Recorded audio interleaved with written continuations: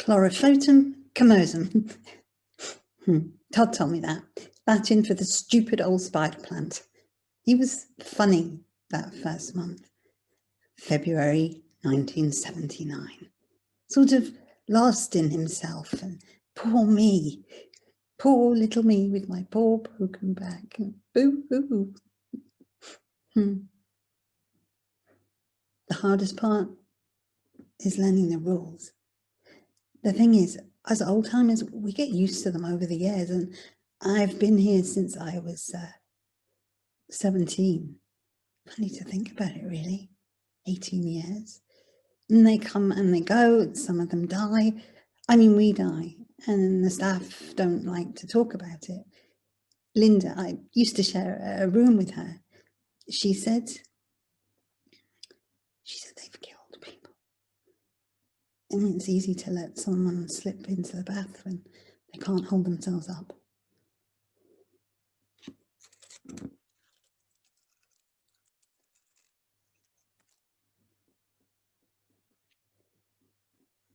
Anyhow, the broken backs. Oh yeah.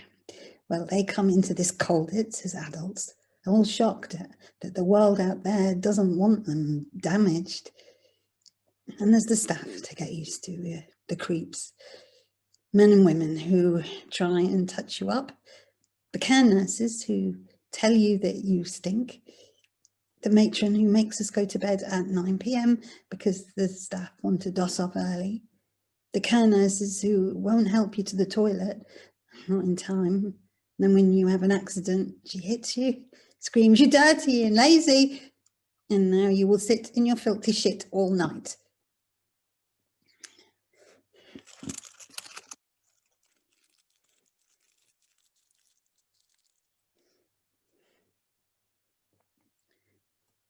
I looked after Todd, I did, and he's dishy. Dark eyes and lots of hair. He plays the guitar a bit, although we're not really allowed to have it in here. Wanted to be one of those punks, and that makes me laugh. But I like him to talk about that stuff.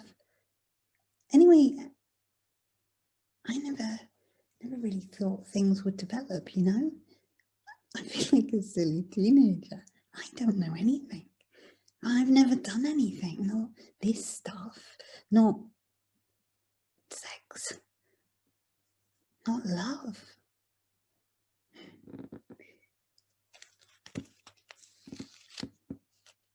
This though, this means change, the kind of change that I want to be part of.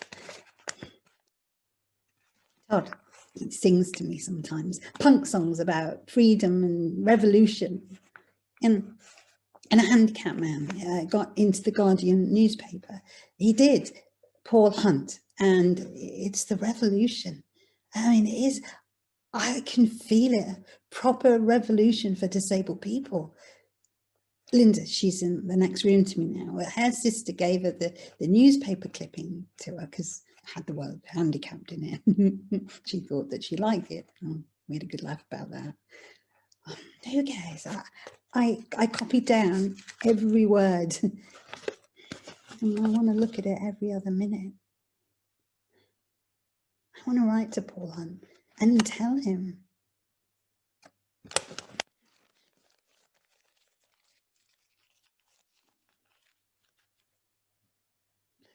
It's toilet time. I know normal people don't have to do this, and I bet Paul Hunt doesn't. Every single day for 22 years. It doesn't even matter if you need the toilet. It doesn't matter if you just want to help to do stuff when you want. That was one of the hardest things for Todd. No choices, not even to have a wee or get changed or check your catheter. It's when the screws tell you.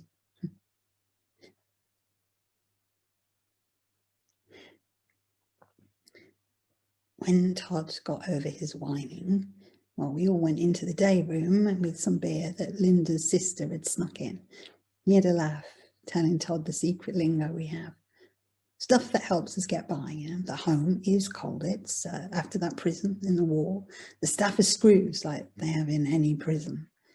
Linda started that after we had a particularly nasty care worker in charge, Mrs. Bacon. She was like, line up everybody at 8 a.m, hair brushed, nails scrubbed, smelling fresh. Stupid cow. She smelled of booze. And anyway, there were never enough care workers to do something like that. I can't brush my hair on my own. Screws ordered me to cut it off, but I won't, especially now.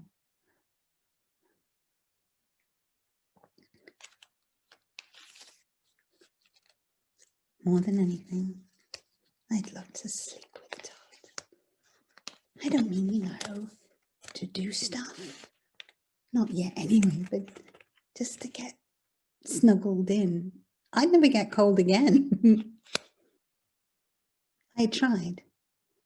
I thought, even if I could stay here with him, his arms around me and telling me amazing things, going on holiday with him, Spain, he says, where it's warm all the time and the food is lovely. I now know what manchego cheese is. I sat in his room, and between us, we tried to push something across the door so that they couldn't get in, but they did. Of course they did. And I know I looked guilty even when we'd done nothing. They always do that. They like us that way. Guilty for even being alive.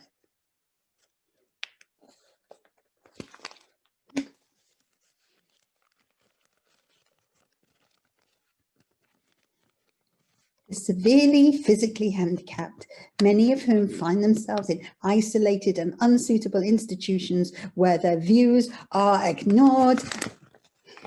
We don't have views. You can't even choose the time to sit on the bog. Me and Todd, we're getting views together. It's funny, but he calls me strong. His strong bird. I laugh and I have to tease him about that. I mean, I read about burning your bra and women's liberation. I don't know if they'd like a word like that, but I do. No one's ever said anything like that to me before. Todd's all roused up by Paul's letter too. He says, there must be better ways to live for the disabled, and we know what we want, and we should have a say in some of the things, even around here. I want to sleep in his bed. I want to touch his skin until his eyes close. Hear him make that, you know, that funny happy noise. I want his hands on me. And we want the door, all the doors closed. Our space, our room, our home. And I'd like a cat curling up at my feet every night. Todd wants a dog. And I like it when we argue because we laugh at the same time, and it seems like there's a future for us somehow. I'm going to write to Paul. I want to join in, and Todd, Paul will help. He will. He understands. Look, their views are ignored, and they are subject to authoritarian and often cruel regimes. Cruel regimes. Mrs. Bacon specialised in that. I was punished like a kid for trying to stay with Todd. There was the official punishment, and then there was the other. They don't write about that in the stupid notes. I was made to go to bed at 8 p.m. And then one night, when the others were all put to bed, she came into my room, made sure the door was locked, all right. And she sort of smacked my head, and my eyes went funny. And I remember her screaming, no, shrieking, disgusting, she said. You're ungrateful, she said, an ugly bitch. And ideas about Todd were childish, she said. And then she pulled the bedclothes back. Nobody knows about that stuff. You can't tell anyone. There is no one.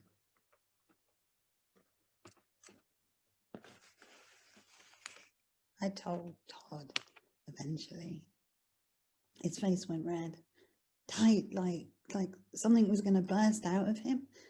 He felt bad because he wasn't punished. I mean, only the official version.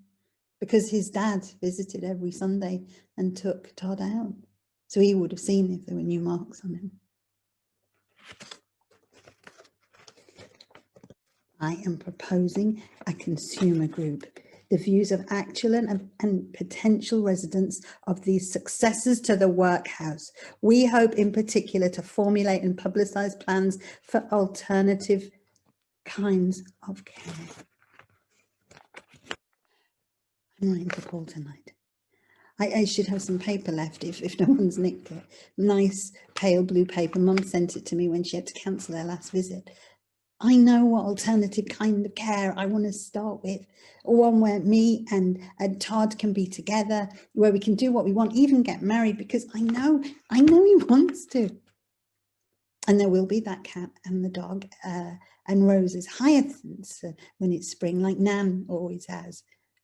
I'll write to Paul till he replies.